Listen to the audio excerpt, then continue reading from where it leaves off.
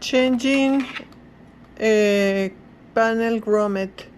Look for the slit in only one side of the grommet.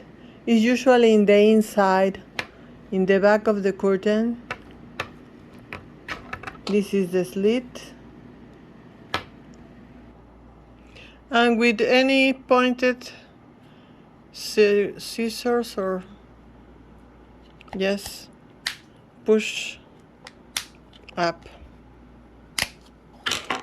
and it comes off. Then you take off the old one. This is how the hole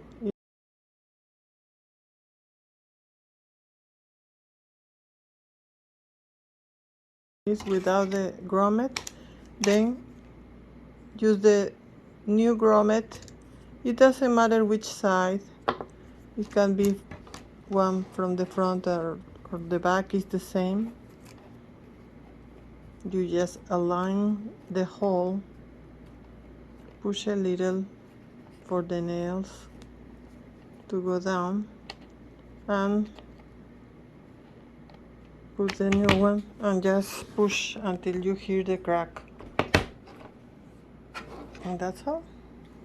There it is.